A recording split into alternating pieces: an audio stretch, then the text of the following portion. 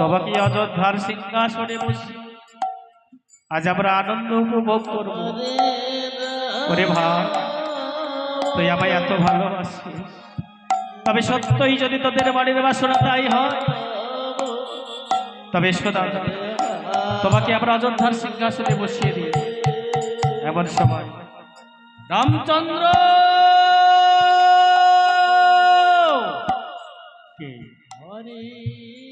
কে আমায় রামচন্দ্র বলে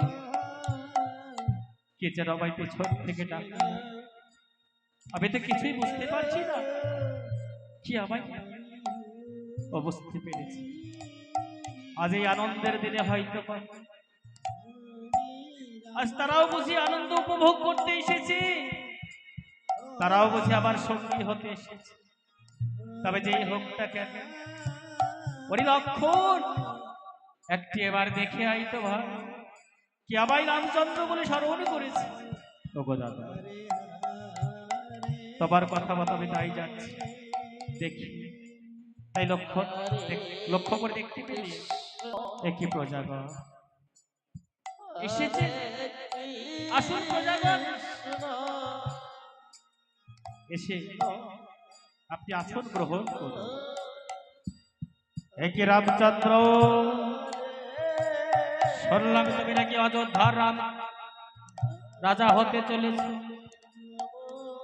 একই প্রজাগণ, সত্যই আপনারা ঠিকই শুনেছেন, আমি অযোধ্যার রাজা হতে চলেছি। শোনো রামচন্দ্র, তুমি যে অযোধ্যার রাজা হতে চলেছ, তোমাকে আমরা রাজা বলে মেনে নিতে পারবো না। কি বলবেন, কি বললেন প্রজাগণ? আজ আমি অযোধ্যার রাজা হতে চলেছি, আপনারা আমায় রাজা বলে মেনে নিতে পারছেন? বলুন, কি এমন অপরাধী করেছি যার জন্য তো আপনারা আমাকে পিছন থেকে বাধা দিচ্ছেন? শোনো রামচন্দ্র, অত শত বুঝি না, আমরা রাজ্যের প্রজাগণ, তাই আমরা মনে মনে সিদ্ধান্ত করেছি যে নিজের ঘর সামলাতে পারে না সে কেমন করে এই অযোধ্যার রাজকার্য পরিচালনা করবে। তাই তো ভাই রাজা বলে মানি না, মানি না, মানি না। তা কি প্রজাগণ, বলুন না প্রজাগণ, আজ এই আনন্দের দিনে আপনি আমায় পেছন থেকে বাধা দিলেন, কি এমন করেছি বলুন একটিবারে খুলে। শোনো রামচন্দ্র, মনে পড়ে সেদিন কার কথা, যেদিন ওই লঙ্কেশ্বর রাবণ তোমার সীতাকে হরণ করে নিয়ে যায়। তুমি কি বলতে পারবে তোমার সীতা সতী?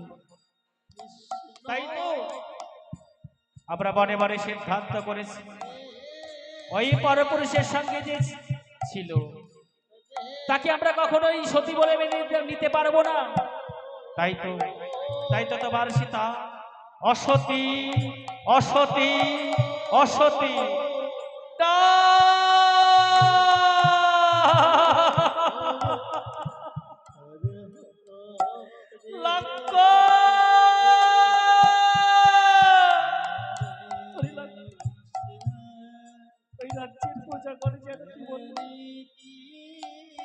আবার সীতা নাকি আবার সীতা কেমন করে অসতী হলো একটিবার বলতে পারিস? না দাদা, আমি বিশ্বাস করি না, আমার মায়ের মতো দেবী কখনো অসতী হতে পারে না। ওই রাজ্যের প্রজাগণ ওরা মিথ্যে বলছে, আপনি একটিবার অনুমতি দিন, আমি ওদের এখান থেকে বিদায় করে দিই। না, তারে লক্ষণ, ওই রাজ্যের প্রজাগণ যখন আমার বিরুদ্ধে বিদ্রোহ ঘোষণা করেছে, তাই তো আমি সত্যই আমি অযোধ্যার রাজা হতে চলেছি। তাই তো আমায় ন্যায় বিচার করতেই হবে।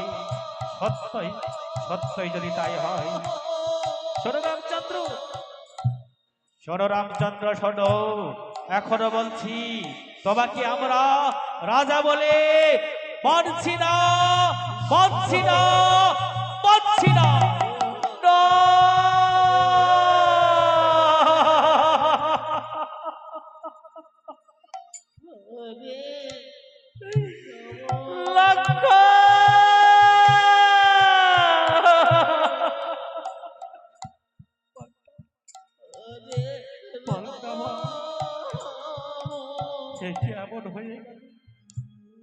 আজি কত আশা নিয়ে আমি ছুটে আসলাম, সকলে আমাকে রাজা বলে ওই অযোধ্যার সিংহাসনে বসিয়ে দিতে চলেছে।